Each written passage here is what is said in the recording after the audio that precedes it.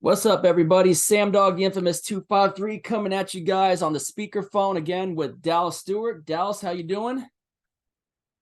Pretty good. Yep. Week 6, you and me, we went 10-5. Another solid week by you and me, Dallas. Yep.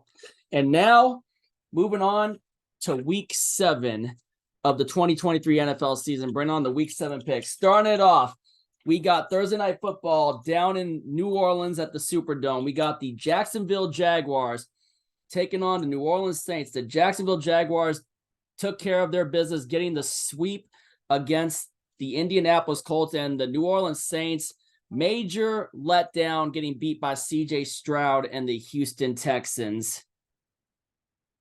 Yeah, major letdown. Yeah, it's crazy. I thought the Saints defense was going to be completely ready, especially after what they did to New England prior to that. And then they just never showed up against CJ Stroud, and the Texans took care of their business and got back in the win column. And Jacksonville obviously coming off of the sweep of the Indianapolis Colts as we expected, because Gardner Minshew, let's be real, he wasn't going to be able to hang against his former team. No. Give me Jacksonville to keep it rolling. I'm taking the Jaguars.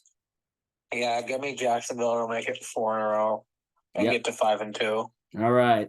Up next, we got the Atlanta Falcons going to Tampa Bay to take on the Buccaneers. The Falcons dropped one to the Washington Commanders at home. Desmond Ridder suffers his first home loss, and Tampa Bay Buccaneers are coming off of the bye week.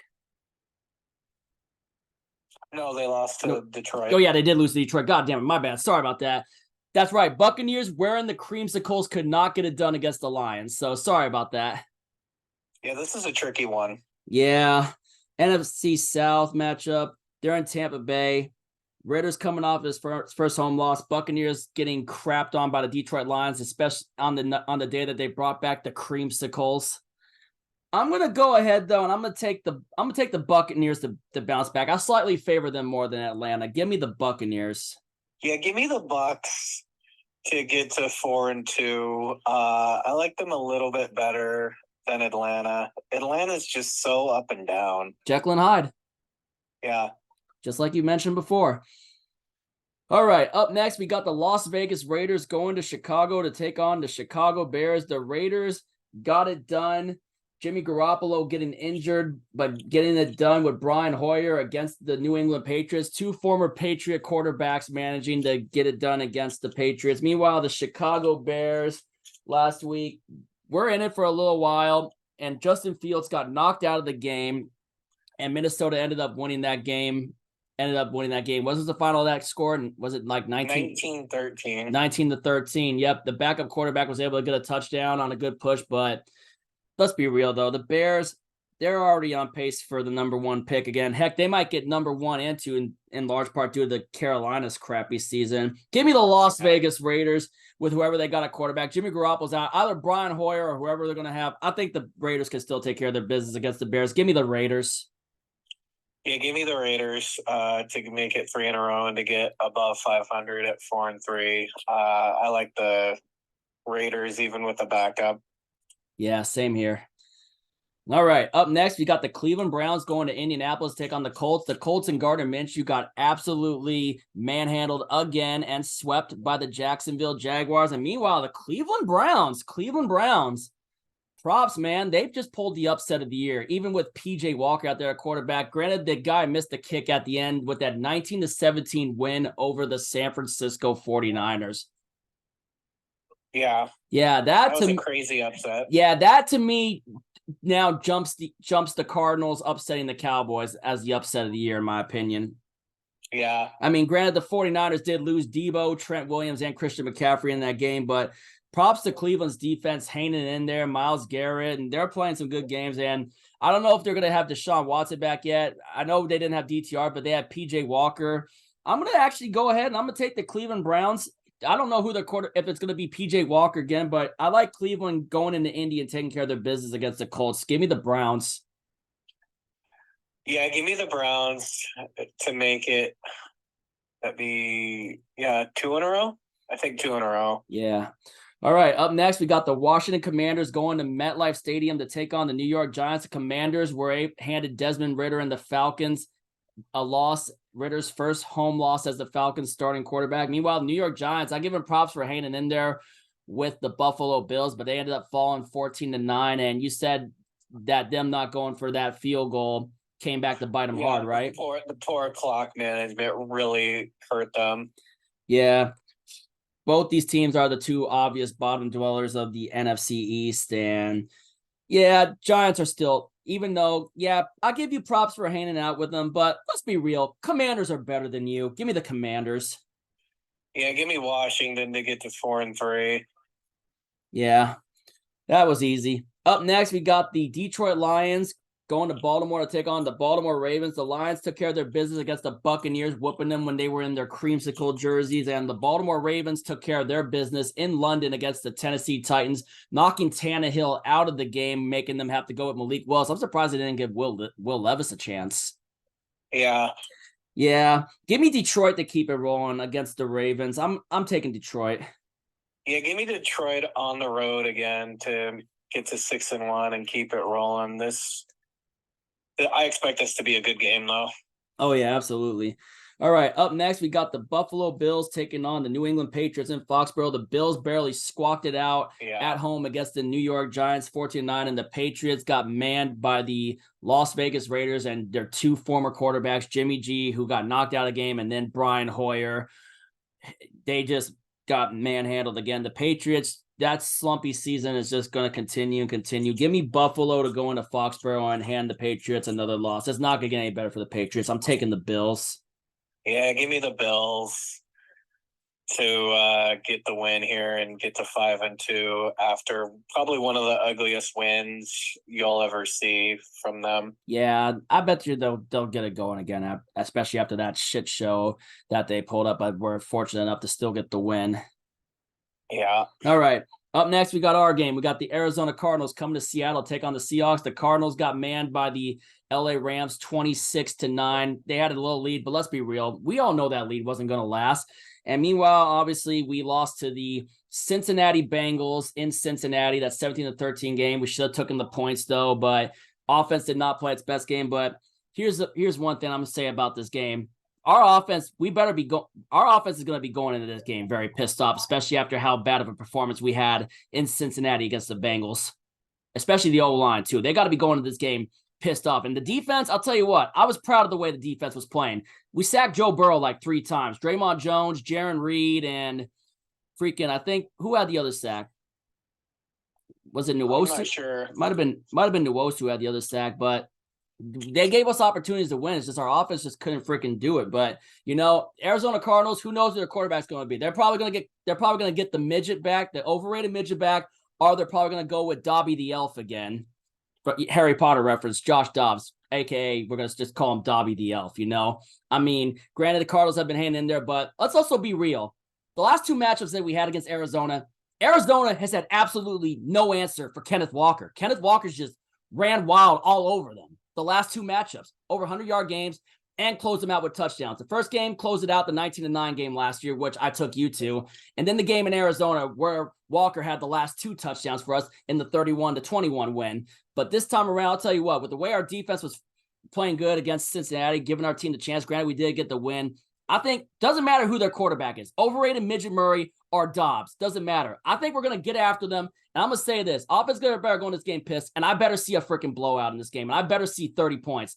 30 points or more Seahawks. I'm setting that goal for the offense. Give me the Seahawks to take care of business at home against the Arizona Cardinals, and they better do it and I think they're going to do it convincingly. Give me the Seahawks. Yeah, give me the Seahawks to bounce back. This is a good chance for a get-right game, and yeah, if they struggle, if it's a struggle win, I'm going to be disappointed. Yeah, if it's a struggle, this is a team they should just handle. This is probably one of your more easy games left on the schedule. I'm not going to overlook Arizona, but I'm going to say this though: Kenneth Walker better have a field day. I want to see at least over 170 rushing yards from Walker. Hell, even put Charbonnet in the mix to freaking get some runs in there. But I better see at least a 30-point game. I better see the Seahawks put at least 30 on the board against these guys. Hell, go for 40. This needs to be your get-right game. And after the disappointing game that the offense had last week, they better freaking go in there hungry. They're hungry to blow this team out. Yeah. Yeah. All right. Up next, we got the Pittsburgh Steelers going to LA to take on the Rams. Like I mentioned, the Rams took care of their business. They were down for a little bit, but let's be real. There's no way the Cardinals were holding that lead. Not when the Rams No have way. Cooper Kupp and Puka Nacua on the same receiver core. No. And meanwhile, the Pittsburgh Steelers, I think the Steelers are coming off of their bye week. Yeah, they are. Yeah, and before that, though, they were able to get that crazy win over the Baltimore Ravens during our red zone reactions. Yeah, when it looked like their offense wasn't doing anything for like 3 quarters. If they don't get it going early in this one, let's be real. This is going to be a long day for the Steelers. So I'm taking the LA Rams at home to take care of their business again. Granted, they were off to a slow start in the first half, but second half, it was all Rams. I'm taking the Rams. Yeah, I'm taking the Rams to get back-to-back wins and to get to 4-3. It's just a long trip for Pittsburgh going out to the West Coast, and I think I just can't see them pulling it off. Nah. Especially with the way their offense looked for the majority of the game against Baltimore. Yeah, for the majority of the game until Pickett got it to Pickens in the second half. Granted, it was their defense getting that big safety too on the block punt, but let's be real. I don't think Kenny Pickett's ready to take on Aaron Donald. No. Not even close. No offense, Yinzer Max Sports. Shout out Yinzer Max Sports. Can't wait to see your picks and preview on this one too, but might be a long day again for Pickett. Granted, it was nice to see. It was cool seeing him pull out that win a couple weeks back during our bye week in red zone, but unfortunately, going LA Rams here. Yeah, I am too. All right. Up next, we got the LA Chargers going to Kansas City to take on the Chiefs. The Chargers dropped it at home to the Dallas Cowboys 20-17. A very competitive game, but Dallas was able to squawk it out in the end. Meanwhile, the Kansas City Chiefs are coming off of what's up with the Chiefs? They were able to pull it off against Denver, though. 19-8, I think, was the final of that game. Yeah. Yeah, not a very impressive performance. What? Not a very impressive performance. The last few weeks, the Chiefs have not had very impressive performances. I don't know what's been up with Kansas City lately. Yeah, just something looks off this year. Yeah, but something's off with the Chargers this year too. I know they lost Mike Williams for the year at wide receiver. Obviously, he's been out for. They lost him like a few weeks back. Khalil Mack is still beasting on their defense, but oh man, just wasn't enough to. What did Dak do in that game? I didn't really watch much. I saw Dak's first touchdown on that 4th-and-1 run where he faked it to Pollard and then he took it all the way for the touchdown. That was about all. I didn't really feel like watching much of the game. Yeah, he played pretty good last night. So pretty much a get-right game for Dallas. Yeah, that was a big win for Dallas to stay above 500. Yeah, I saw it was 17-17 and then saw it ended 20-17. So did Dallas get like a walk-off field goal at the end? They kicked the field goal with 3 minutes or so left, and then Chargers threw in an interception with less than 2 minutes left. And that sounds about right. And that was pretty much it. Yeah, Kansas City. They still have the Chargers number. I'm gonna go ahead though. I'm gonna lean toward Kansas City and Arrowhead. I think they can go out. If it's another long struggle, but they're in Arrowhead. They should be able to take care of their business. Give me Kansas City. Yeah, give me Kansas City as well to get to 6-1. But man, they've really only had one convincing win. They're 5-1, but they don't look anything like a Super Bowl contender right now. I'm not going to argue that. I am not going to argue that. You are definitely right on that. All right, up next, we got the Green Bay Packers going to Denver to take on the Denver Broncos. The Green Bay Packers, I think they are coming off of They're coming off of a bye. They're coming up. Yeah, they are. But who were they playing before the bye week? The Monday night game that they lost to the Raiders. That's right. They did narrowly lose to the Raiders. And meanwhile, the Denver Broncos are coming off of that Thursday night loss to the Kansas City Chiefs. They were hanging in there pretty well with them, but their defense played really well. It's just their offense couldn't do anything. Yeah, and then obviously the Broncos recently released Frank Clark. Who knows where he's going to end up next? And meanwhile, the Green Bay Packers, the way they were able to hang in there with the Raiders, but they just could not get it done. Yeah, this is kind of a mini toilet bowl, I would say. Yeah, but the Packers have a better record though than the Broncos. Yeah. The Packers are aren't the Packers 3-2 or 3-3? 2-3. 2-3 now. 2-3, and the Broncos obviously are 1-5. Super Bowl 32 rematch. Yeah. I'm gonna take the Packers. Yeah, give me the Packers to get back to 500 and just Denver and then Denver's miserable season to continue. Yep. All right. I honestly thought Denver was going to be better. Yeah. All right, up next, we got the Miami Dolphins going to Philly to take on the Philadelphia Eagles. Dolphins fans, 72 Dolphins, pop the corks. There are no longer undefeated teams. Both the last two went down last week. The Eagles fell to the New York Jets. They lost Lane Johnson during that game, but man, I'll tell you what, another unexpected upset win to put the Jets at 3-3 going into their bye week. And the Eagles, man, I tell you what, man, I did not expect them to lay that egg in MetLife. No, Jalen Hurts was terrible last week. Yeah, but I'll tell you what, man, that was the first time ever in NFL history for the Jets that they've ever beaten the Philadelphia Eagles, from what I heard. Yep. 12 straight losses, and now I guess the 13th was the charm for the Jets to get one on them. Yep. Meanwhile, the Miami Dolphins took it. They were down. They had a rusty start against Carolina, down 14-0. But let's be real, they were going to get it going and just run all over them anyway. Raheem Mostert had another big game for the Dolphins, and the struggles just continue for the Carolina Panthers, and the Panthers are now in their bye week. So, man, the Eagles lost, big loss losing Lane Johnson. I don't know what man, finally a good Sunday night matchup. Yeah. This should be a good game. Miami, though, I mean, I know they lost to the freaking Buffalo Bills pretty handily. Is that their only loss so far this year? Yeah, that's their only loss. 5-1. That was in what, week 4? Yeah, 2-5-1 teams, man. Ooh, this is gonna be a really good one. You know something?